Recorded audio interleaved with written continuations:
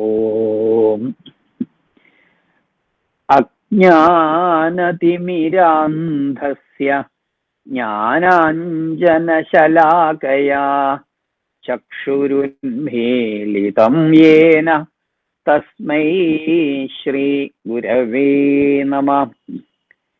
അഗജാനനപത്മാർക്കം ഗജാനനമഹർനിശം അനേകതം തം ഭക്താനാം ഏകദന്തം ഉപാസ്മഹേ.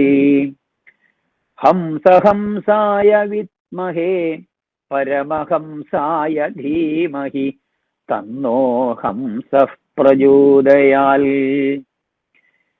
ഘോരേ സംഹാരവഹ്നൗ പ്രളയമുപഗതീയാഹി കൃത്വാ ശ്മശാനം നൃത്യത്യന്യൂനശക്തിർജഗദിദമഖിലം മുണ്ഡമാലാഭിരാമാ.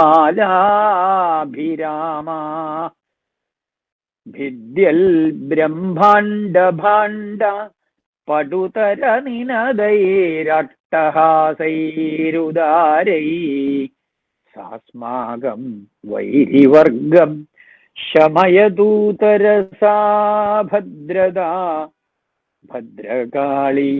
ശമയതൂതരസാ ഭദ്രദാ ഭദ്രകാളി.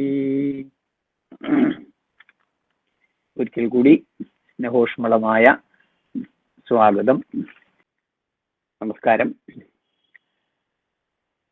ലളിത ത്രിപുരസുന്ദരിയെ വർണ്ണിക്കുന്ന ബ്രഹ്മാണ്ഡ പുരാണ അന്തർഗതമായ ലളിതാ സഹസ്രനാമത്തിലെ 27ാമത്തെ നാമത്തെക്കുറിച്ചാണ് നമ്മൾ ചിന്തിക്കുന്നത്. ഈ നാമത്തില് വാഗ്ദേവതമാര് ലളിതാ ത്രിപുര സുന്ദരിയുടെയും സ്വരമാധുര്യത്തെക്കുറിച്ചാണ് വർണ്ണിക്കുന്നത്. സ്വരമാധുര്യം എന്ന് പറയുമ്പോൾ നമുക്കറിയാം, സരസ്വതിയുടെ വീണ.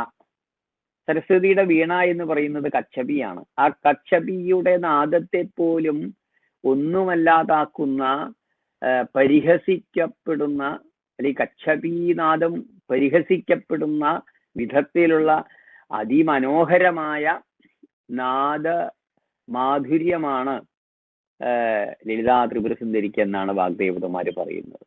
27ാമത്തെ നാമം നിജ സല്ലാപ മാധുര്യ വിനിർഭത്സിത കച്ചപി എന്നാണ്. അതിമനോഹരമായിട്ടാണ് ഒന്നിലധികം പദങ്ങളെ കൊണ്ട് നാമം രചിച്ചിട്ടുള്ളത് വാഗ്ദേവതമാര്. നേരത്തെ സൂചിപ്പിച്ചു, കച്ചപി എന്നാല് സരസ്വതിയുടെ വീണയെ പറയുന്ന പേരാണ്. നാരദ മഹർഷിയുടെ വീണയുടെ പേര് മഹതി എന്നാണ്. അങ്ങനെ ഓരോരുത്തരുടെ വീണയ്ക്ക് ഓരോരോ പേരുണ്ട്. സരസ്വതിയുടെ വീണയുടെ പേര് കച്ചപി എന്നാണ്. ഈ കച്ചപിയില് ലോകത്തിലുള്ള ഏത് വിശേഷമായിട്ടുള്ള നാദവും ഉണ്ടാക്കുവാൻ സാധിക്കും എന്നുള്ളതാണ്.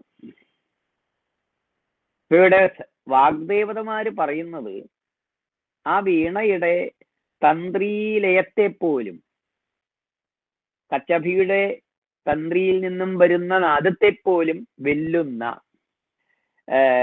ഭർഷിക്കപ്പെടുന്ന, പരിഹസിക്കപ്പെടുന്ന സ്വന്തം സല്ലാപമാധുര്യത്തോടു കൂടിയവളാണ്. അപ്പൊ ആലോചിച്ച് നോക്കൂ, ലളിതാ ത്രിപുരസുന്ദരിയുടെ ആ സ്വര മാധുര്യത്തെ കുറിച്ച്. വാഗ്ദേവതയുടെ, സരസ്വതിയുടെ വീണയ്ക്കുള്ള ആ നാദ മാധുര്യം ഉണ്ടല്ലോ, ദേവിയുടെ സ്വതവേയുള്ള സല്ലാപത്തിന്റെ ലയമാധുരിക്ക് താഴെയാണ് എന്നുള്ള ഒരു സൂചന സൗന്ദര്യ ലഹരിയിലെ 66ാമത്തെ ശ്ലോകത്തില് ആചാര്യ സ്വാമികള് കൊടുക്കുന്നുണ്ട്. വളരെ മനോഹരമാണ് ആ ശ്ലോകം. വിപഞ്ചാഗായന്തി